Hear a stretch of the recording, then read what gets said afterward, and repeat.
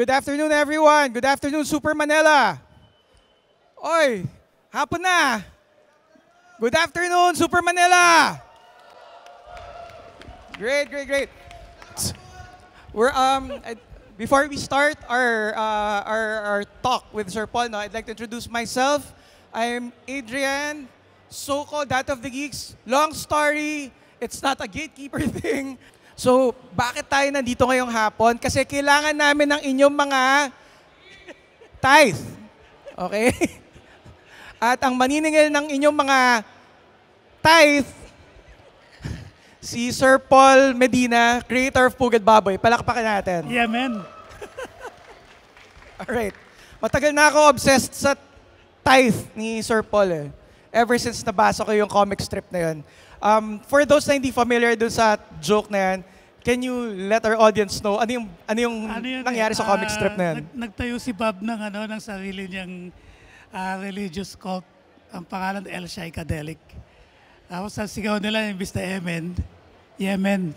Kasi po sila mga hippie. Tapos na-mispronounce lang niya yung tithe. Kaya nung sinigaw niya sa mga tao, kailangan namin ng inyong tithe. Binulungan na lang siya. Man, mali yung pagkaka-pronounce mo sa tithe. Tapos biglang may third panel na tameme lang lahat. Quiet, gano'n. Tapos bumulong. Parang, boss, mali yung pagkaka-pronounce. So, hindi kami maniningil ng mga tithe. Wala kaming El Shaikadelic Church. Pero makikipagkwentuhan lang tayo with si Sir Paul Medina this afternoon. And this is going to be a no-holds-barred conversation. Because if you know Sir Paul, lahat ng mga commentaries niya, lahat ng mga gusto niya sabihin, and he's known for that, about his commentaries about society, about people in general, or families. Lalo na ngayon na walang nag-curate ng trabaho ko. Saka wala nang bawal sambitin eh. Diba? Meron si Kevin nga, title ng comics niya, Tarantado Kalbo. Nung nasa diary ako, bawal yung word na yun eh. So walang editor-in-chief, walang curator nung trabaho. So ngayon, how is it like for you na, you mentioned nga, no, wala nag-curate sa inyo. No? Because umalis kayo doon sa newspaper na yun, how many years ago again? That was... Isang dekada na yata. Lumipat ako sa digital eh. Yeah. Sa Rappler, tapos nasisante ako. After 5 years. Lumipat ulit ako sa diary, sa Philippine Star, nasisante ulit ako. So ngayon, wala akong deadline, kaya lagi ako ma-attend ng ganito. Liberating ba na wala na kayo sa dyaryo? Oo, wala. Ang problema lang kasi, hindi ka makakompile kaagad ng material para sa libro dahil wala nga deadline. So, wala nagpipilit sa'yo na gumawa ng strip every day. Kung kailan walang gusto. So, parang semi-retired na rin ako pero itutuloy ko pa rin naman eh. Nasa book 33 na ako eh. Na dapat book 35 na, kaya lang, ayun, tatamad-tamad. Well, pwede naman kayo humingi ng mga tithe sa mga fans niya, di ba? Sabihin niyo lang isa-isa, bubulungan niyo. Kunwari merong, sa gym, sir. Punta kayo sa gym, tapos habang may nagbubuhat, bulungan niyo, kailangan ko ang tithe mo, gano'n. Tapos bilang makikita na lang niyo yung barbell papunta sa ulo niyo. Alright, so, for those na who have taken your work for granted, yung tipong, yung mga fans nag-e-enjoy sa trabaho nyo, bigyan natin sila ng background lang ulit. No? Parang, what got you started doing this? Kasi parang mahirap na business sa paggawa ng comics eh. Nag-start ako 1988 eh. Kaya yung demographic ko, mga senior. Meron ding, nag-transcend din siya sa kabataan sa mga Gen X, sa mga millennials. Dahil yung mga tatay nila, pasalamat ako sa mga tatay at sa nanay nila. Nagbabasa ng books ko, tapos pinapakalat-kalat lang sa bahay.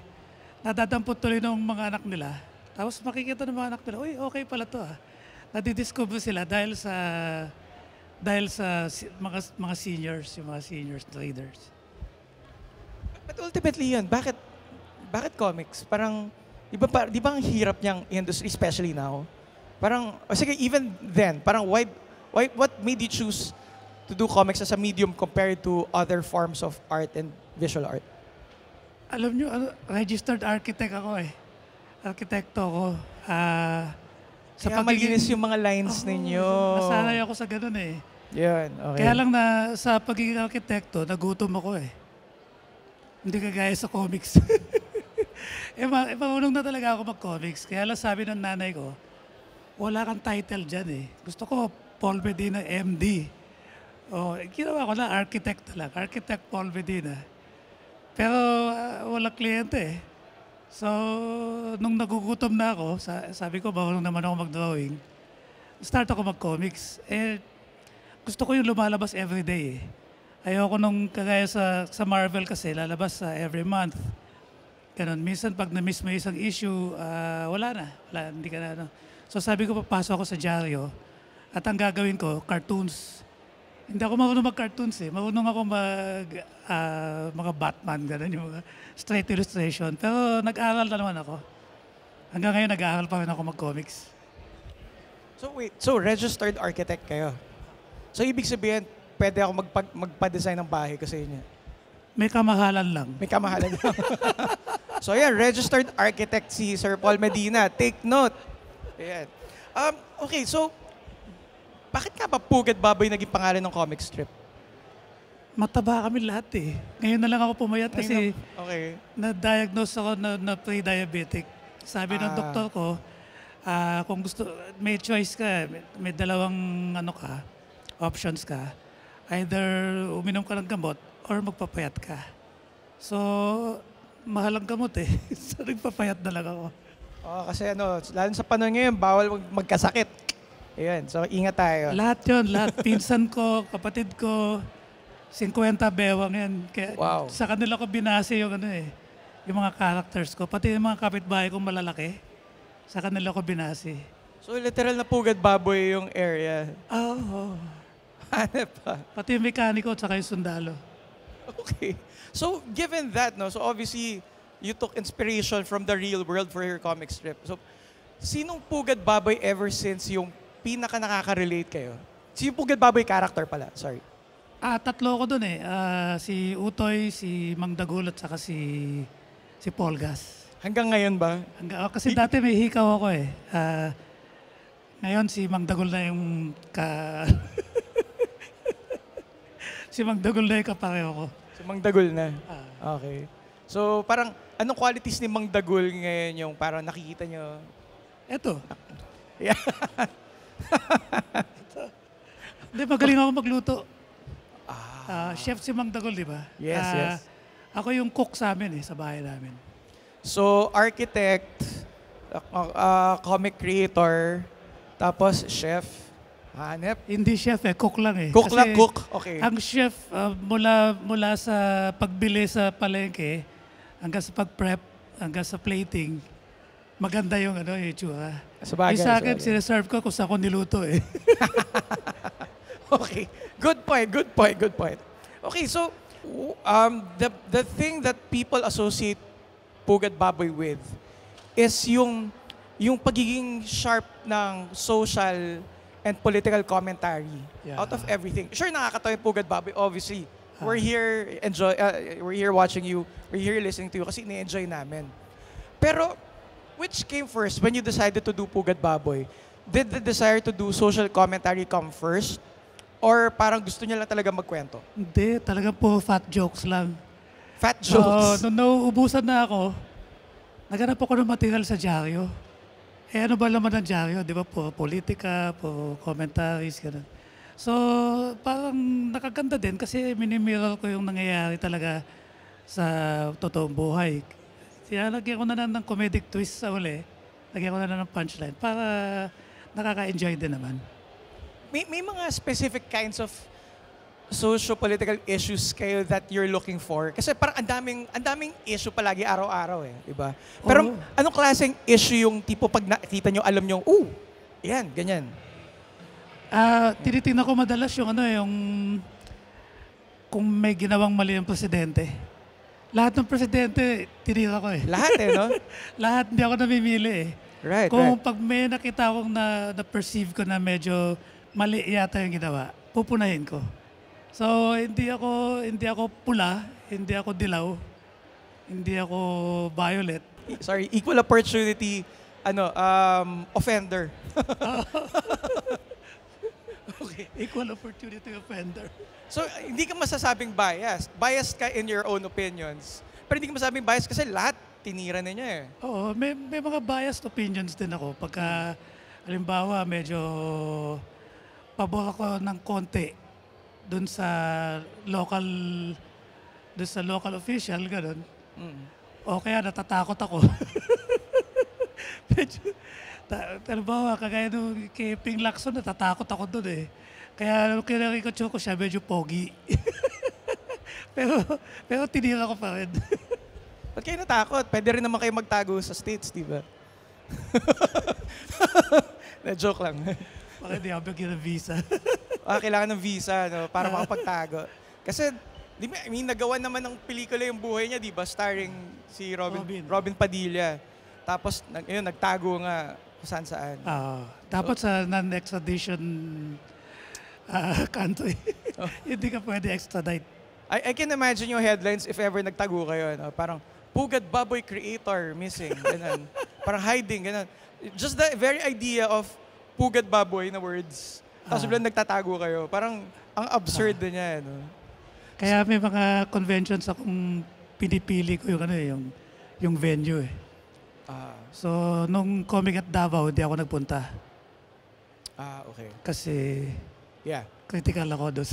Right. Pero how do you turn down those invitations? Hindi ko naman tinurn down. Sinabi ko lang na takot ako sa plano.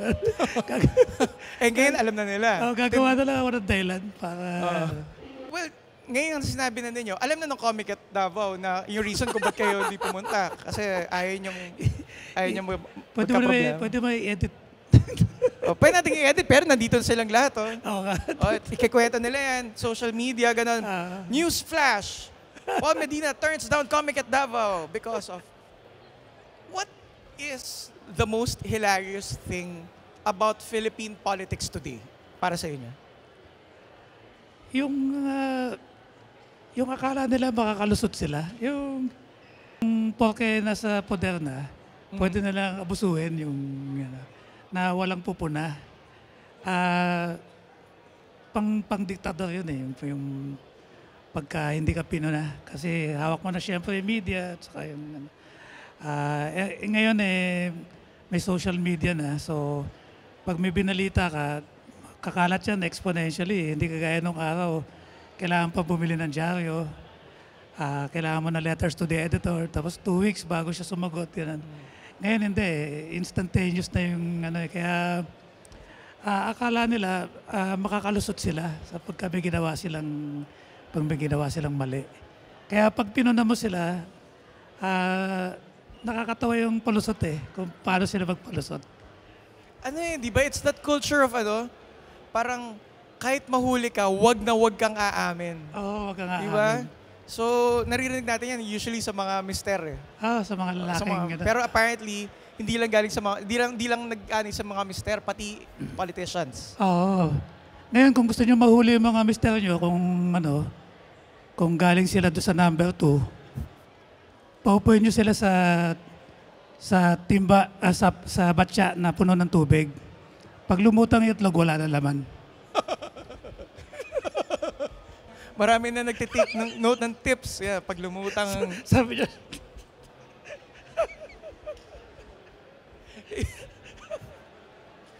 Buti lang wala yung misis ka dito. Kung gagawin din niya sa akin yan. Dami pala babae. Pero let's not be sexist about it kasi parang tayong mga mister kasi tend to commit some foibles. And not just foibles, some very toxic, may mga toxic traits tayong mga mister, mga guys that somehow nagpo-permeate sa politika. Parang yung toxicity natin as men, dun lumalabas. So parang patriarchy din eh. Yung patriarchy, no? So, parang the fact na you have fans that are both quote-unquote woke and you have fans that arguably are also fans of the patriarchy or I hear may mga politiko din na fan ninyo. Which is ironic, no? Parang how do you reconcile that na biglang may politiko na ba lumapit sa inyo magpa-autograph, for example? Meron na si Cayetano. Ay, ang pangalan. Talaga? Yung lalaki. Yung sa Taguig. Lahat yata sila mga politiko na ngayon. Kahit Si Alan Peter. Si President Duterte mismo, na-meet ko yan eh. Pinasakay ako ng helicopter eh. Pinasakay kayo ni former president sa helicopter? Ipapost ko yun sa Facebook ko. Pinasakay kayo? Pinasakay. Hindi naman nakadangle kayo sa labas ng helicopter? Hindi, may lubid sa... May lubid? Wow. Para Scarface. Para Scarface. Okay. So, kamusta naman ang feeling? Nakaka-flatter din eh. Nakaka-flat nun. Nakalubid kayo sa labas ng helicopter. And then, nung bumili ng merchandise sa akin ano pangalan ni Cayetano? Si Alan Peter? Alan Peter. Nang bumili siya kasi bibigyan ko siya sana na isang mug lang. Okay. Ang dami niya kinuha, so hindi ko siya mailibre. Tapos may tao siya, lumapit, bayaran mo. Sabi ko, ang dami niya kinuha merchandise eh. Mukhang fan siya eh. That's interesting, no? Parang they know how sharp your commentary is. Pero fan sila. Yung mga hindi pikon. Hindi pikon. Kagaya ni Binay, si Binay hindi pikon eh. Pagka biniro mo na yung miyembro siya ng fraternity, sabi ko miyembro siya ng fraternity na hanggang ngayon bakas pa rin yung pagkakahasing sa kanya. Buong katawan. Wow. Okay. But these days, which headlines do you consider funny? Yung tipong, like yung mga nangyari ngayon, ano yung wini-wish ninyo na sana ginawan ko to ng comic strip? Sana ginawan ko to ng Ang daming ganun. Kaya lang hindi kasi everyday yung ko eh. Yung strips ko eh. Kaya minsan, panis na yung joke. Yeah. Tapos hindi ko nagawan kaagad. Ayoko na uling gawin. So, bumabalik ako sa grassroots. Gumagawa ako ng mga comics ko ngayon. Timeless na yun. Hindi na time sensitive. Okay. So bagay, it's easier to do it that way, no? Pero nga, may mga stories kayo na you wish ginawan nyo ng... Oo.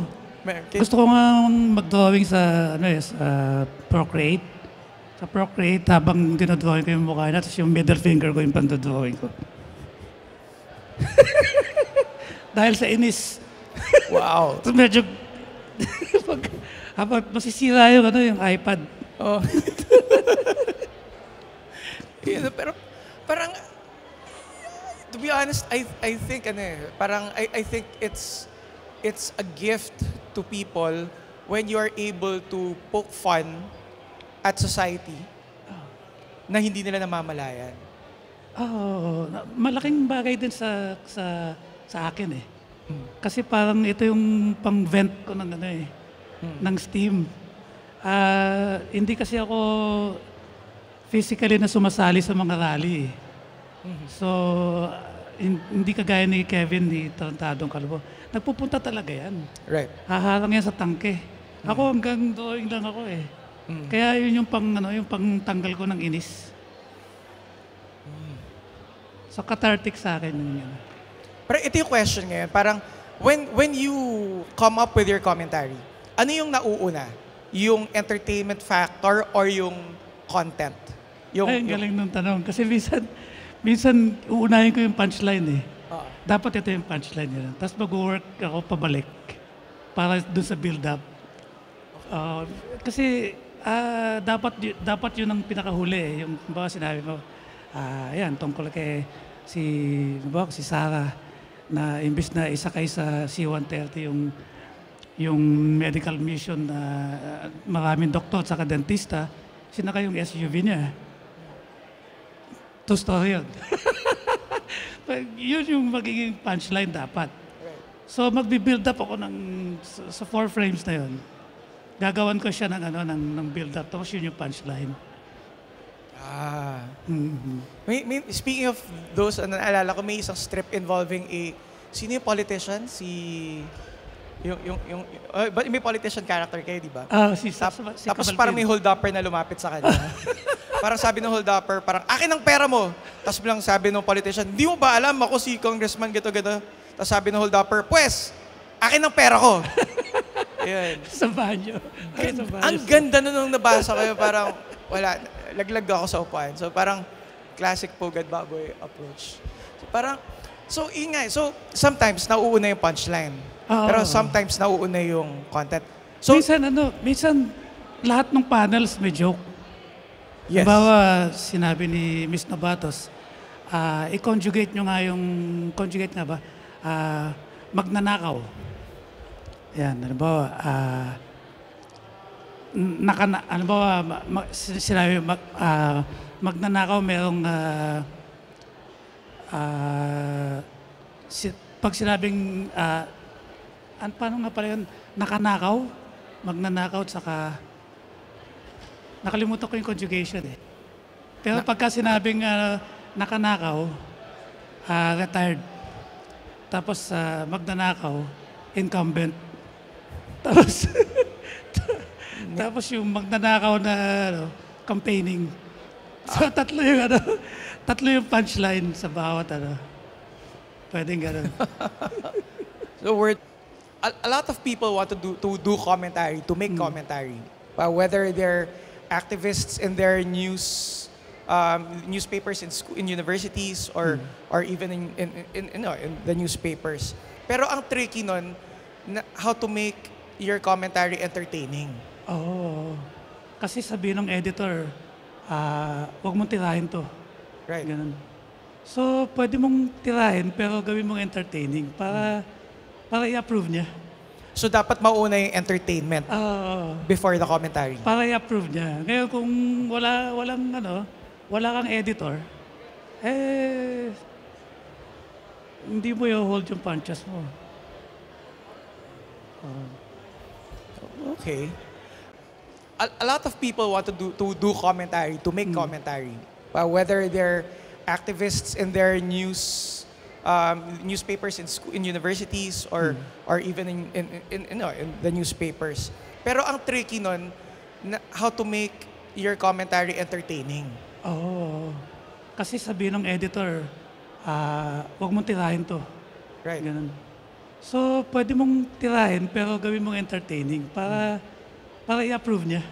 So dapat mauna yung entertainment before the commentary. Para i-approve niya. Ngayon kung wala kang editor, hindi mo i-hold yung punches mo. Okay. At this point, I'd like to remind the audience, parang we are taking questions. So if you have any questions for Sir Paul Medina, you may approach the mic. So, Hi, sir. ayan. Ito na yung mga tanong, sir. Ay, actually, marami akong tanong eh. Sunod-sunod sana. Oo. Sige. Parang malita tanong, tapos parang bigger na tanong. Sige. Natandaan ko po dati, meron kayong pilot ng Pugad Baboy sa GMA. Hindi pilot. Nag-air siya. Nag-air talaga siya. One season.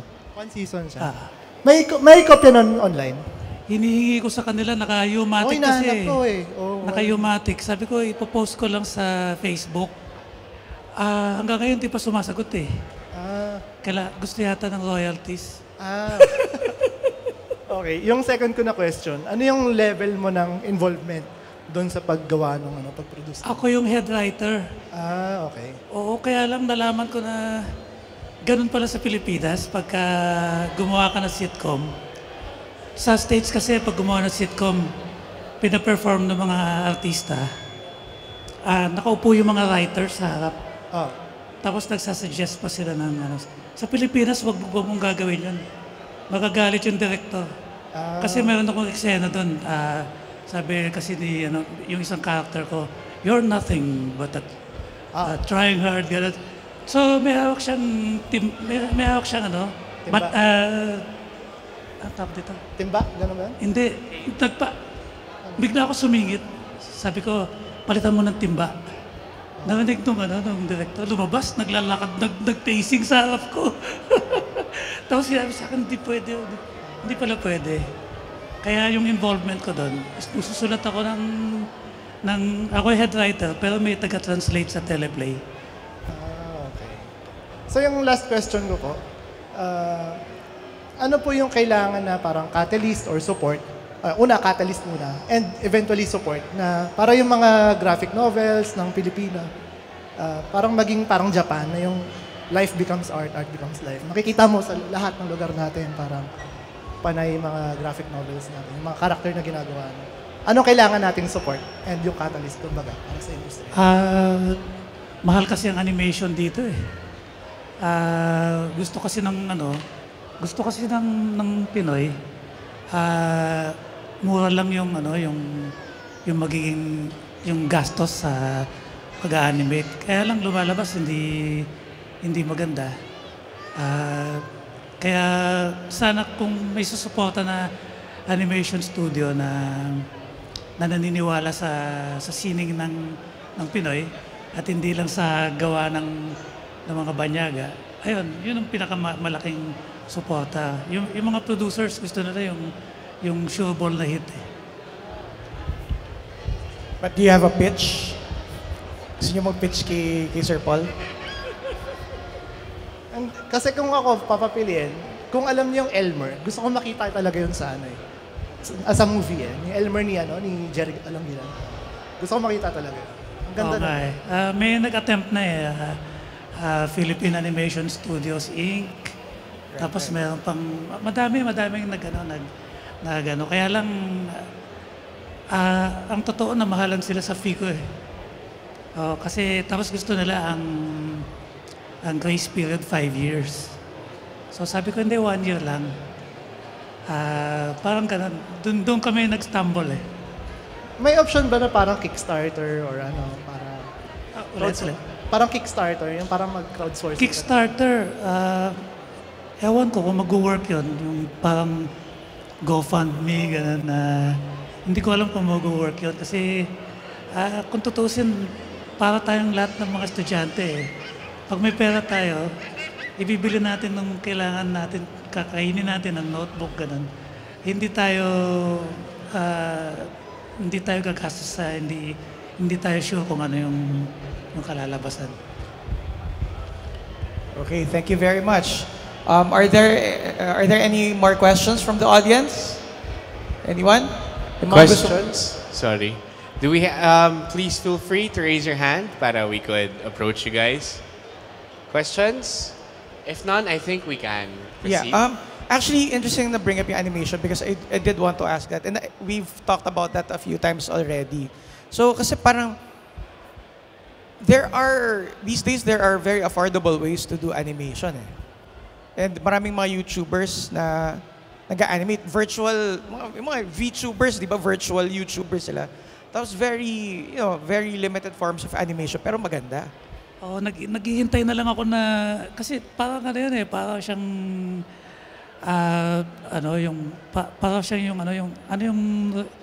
renewable energy sa sun. Ano tawag doon? Yung mga panels, ano tawag doon sa panels na yun? I forget, but yes, I understand. Naging mura na ngayon eh. So, Right. parang ganun din ang gusto ko mangyari. Yung solar panels. Dati, napaka-prohibitive ng price niya eh. Tapos ngayon, nagiging mura na. So, ganun din sa animation. Medyo nagiging mura na at saka nagiging mas madali nang gumawa ng mga in-betweens. Hinihintay ko pa na maging mas mura pa. Baka ako na gumawa. Pero kain oras yan kasi even si Arnold Are takes time to do his own animated work. Oo, nag-start siya nung mahal pa yung animation eh. Tapos ngayon, ang galing na niya. Yeah. Mas diba? madali na tapos magaling. Pero malay natin, may biglang mag-offer dito sa audience. May venture capitalist ba dyan na willing mag-fund ng animated na Pugad Baboy? Pero here's the thing. Animation. So bagong medium yan, TV, mass market. What if may willing nga mag-fund ng animation but they will tell you, yung politika medyo ayusin natin ha? Yun ang naging problema namin sa GMA.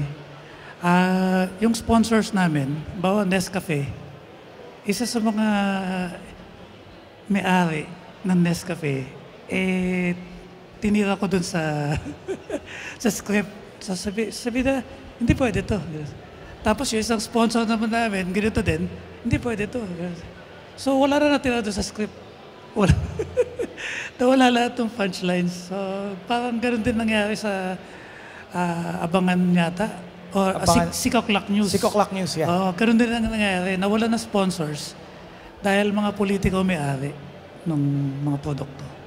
So yun, di ba, babalik do sa age-old conversation about parang support and versus patronage, or actually patronage and support versus independence. Kasi all of us well, a lot of us are artists here.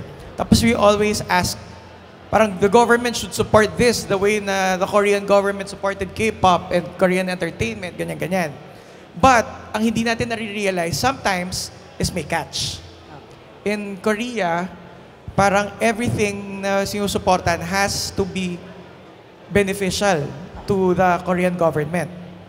So, ang nagiging issue ngayon is, if we do want government support, and there is an argument for that, di ba? If we do want the government to support the arts or support our comic book creators, what's the catch? And are you willing to to partake of that? Nakakamuti ko din likod, ano? Oo eh. Magiging ka nun, sell out. Siguro, may mga ganun eh. May ganun kasi, minsan na-reach nila yung price mo. Naghahanap ka lang pala ng malaking honorarium. Tapos na-reach nila yung price mo. Minsan gagawin mo dahil para lang nasa ibabaw ng tubig yung ulo mo, ganun.